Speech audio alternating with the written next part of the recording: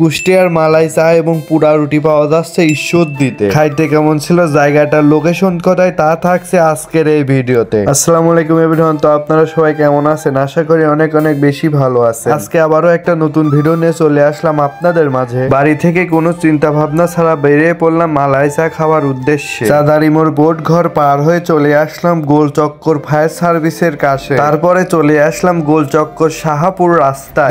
তারপরে সেই ভাইরাল মালাই চার দোকানে চলে আসলাম। এসেই দেখতেছিলাম যে দোকানটা কিছুক্ষণ আগে খুলছে, যার কারণে মালাই চা বানানো হয়েছিল না। আমরা দোকানদার মামাকে বললাম যে আপনি আস্তে আস্তে মালাই চা বানাতে থাকেন, আমরা কোথাও থেকে ঘুরে আসি। দোকানের ওখান থেকে আসতেছিলাম আর দেখতেছিলাম যে ছোটরা র্যাকেট খেলতেছে, তার জন্য আমরা দেখতেছিলাম। দোকানে এসেই মালাই চা অর্ডার করে দিলাম। সুন্দর প্রসেসিং করে মালাই চা আমাদের বানিয়ে দিল। এন্ড বিশ্বাস করেন ভাই, মালাই চা এবং পোড়া রুটি বানাইতেছিল যখন, মালাই চা এবং পোড়া রুটিদের সুন্দর একটা গন্ধ বের হইতেছিল, যা আপনারা ওই দোকানে গেলে বুঝতে পারবেন। আর দেখতেছিলাম পাউরুটির উপরে দিয়ে দিয়েছিল মধু এবং হরলিক্স। আর পাউরুটিটা নিয়ে মালাই চার সাথে যখন মিশাই খাই, আমার কাছে ভালোই লাগছে। আর আমার সাথে ছিল রাকিব, আর রাকিবের থেকে রিভিউ নেওয়া যাক রাকিবের কাছে কেমন লাগছে। এখন রাকিবের থেকে রিভিউ নেওয়া যাক। তো ভাইয়া, তোমার কাছে চাটা কেমন লাগছে খেয়ে দেখো।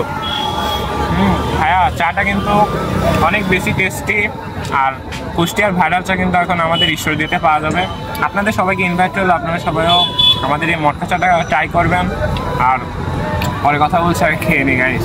আর আপনারা এখানকার মালাই চা কারা কারা খেয়েছেন অবশ্যই কমেন্ট বক্সে কমেন্ট করে জানাবেন। এন্ড আপনারা কোথায় থেকে ভিডিও দেখছেন এটাও কমেন্ট করে অবশ্যই জানাবেন। আর গাইস, আজকের ভিডিওটা এই পর্যন্তই। দেখা হচ্ছে নতুন কোনো ভিডিওতে। ভিডিওটা ভালো লাগলে অবশ্যই ফলো এবং শেয়ার করে দিবেন। ধন্যবাদ।